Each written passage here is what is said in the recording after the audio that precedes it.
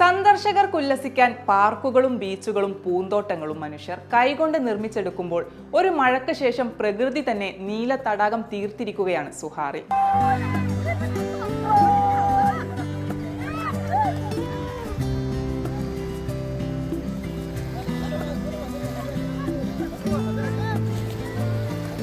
സുഹാറിലെ അംബർ ഭാഗത്തെ കോർണിഷയിലേക്ക് പോകുന്ന വഴിയാണ് പുതിയ തടാകം രൂപപ്പെട്ടത്. സുവൈറ റൗണ്ട് അബൌട്ടിൽ നിന്ന് ഷാത്തി റോഡിലേക്ക് തിരിഞ്ഞ് പാലസിന്റെ പിന്നിലൂടെ ബീച്ച് ഭാഗത്തേക്ക് പോകുന്ന സ്ഥലത്തുള്ള തടാകം ഇപ്പോൾ നിരവധി ആളുകളെയാണ് ആകർഷിക്കുന്നത്. ദിവസങ്ങൾക്ക് മുമ്പുണ്ടായ മഴവെള്ളപ്പാച്ചിലിൽ നിലവിലുണ്ടായിരുന്ന ടാർ റോഡ് ഒലിച്ചു പോയ ഭാഗത്താണ് വെള്ളം നിറഞ്ഞ തടാകം രൂപപ്പെട്ടിരിക്കുന്നത്.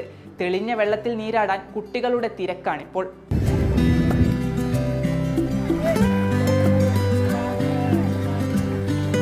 റോഡിന് താഴെ വെള്ളം ഒഴുകിപ്പോകാൻ ഓവുകൾ നിർമ്മിച്ചിട്ടുണ്ടെങ്കിലും ശക്തമായ മഴവെള്ളപ്പാച്ചിലിൽ റോഡും ഓവുമെല്ലാം ഒലിച്ചു പോവുകയായിരുന്നു. റോഡ് ഒഴുകിപ്പോയതിന്റെ അവശിഷ്ടങ്ങൾ ഇപ്പോഴും ഇവിടെ കാണാം. ആ സ്ഥലത്താണ് പുതിയ ജലാശയം ഉടലെടുത്തത്.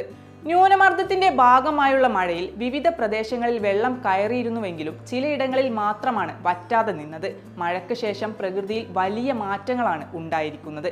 പ്രദേശം മുഴുവൻ പച്ച പുതച്ചിരിക്കുകയാണിപ്പോൾ. തരിശുഭൂമിയിൽ തളിരിട്ട പുല്ലും ചെടിയും വൃക്ഷങ്ങളും നയന മനോഹരമായ കാഴ്ചകളാണ് സമ്മാനിക്കുന്നത്.